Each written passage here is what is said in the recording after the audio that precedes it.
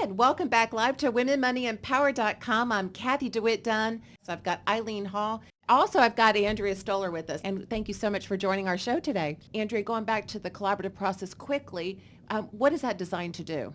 It is designed to help the clients in a team approach to decide the best way to divide property and deal with child issues without the animosity. It's a safe environment, and it's a place where you can just negotiate what's best for the whole family unit, as opposed to some judge telling you what you'll do. Another thing I wanted to point out is, though, when you talk about financial, many times these people come with retirement accounts. I know that's sometimes their number one asset that they have, the largest asset that they have. And in those cases, many of the division of those plans requires what we call a quadro, a qualified domestic relations order. And I understand that that is something that you can help people with that I don't touch. Something that's interesting about a quadro is you might have separate property and marital property inside of that retirement plan. And I really am able to help a lot of people divide up their pension plans along those categories. One of the other things is with a quadro is that if you have somebody that's getting a distribution of a retirement asset and they need access to cash now, with the quadro, once it's filed with the court, if they're under the age of 59 and a half and it's done correctly, they can eliminate that additional 10% penalty that's paid to the IRS for early withdrawal from a retirement account. They get a one-time access to that at the time of the dissolution of marriage. And you know what, on some of the retirement accounts that we see, that saves people a lot of money by having a quadro filed timely and correctly. Of course.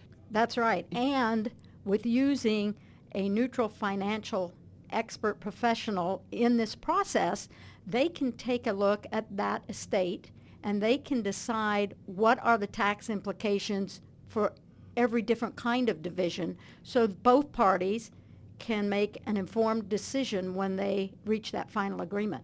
Sometimes when is 300,000 better than 600,000, right? Yes. It sounds like a big number, but until you lay it out and you have all the calculations and understand what kind of taxes you're going to be paying on it, sometimes 300,000 is better than 600,000, which is hard to believe. Have you seen that before? I have seen that before.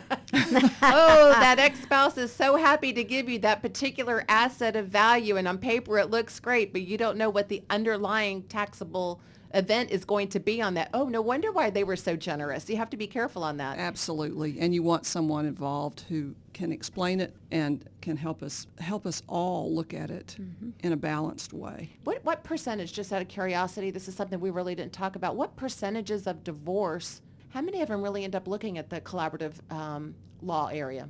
I think more and more people actually look at it. I would not venture a guess on the number of divorces that actually utilize the collaborative law process. I would venture a guess that 80 to 90% of divorces ultimately are resolved by agreement rather than in front of a court that is going to make all of the decisions. But whether they get to that through the collaborative process or not is another matter. Yeah, but just think about all the money potentially that you could save. If you're telling me that the divorces are typically resolved before they go to the judge, it means that there was mediators, there was other people involved. Wow, imagine being able to get rid of all the in-between.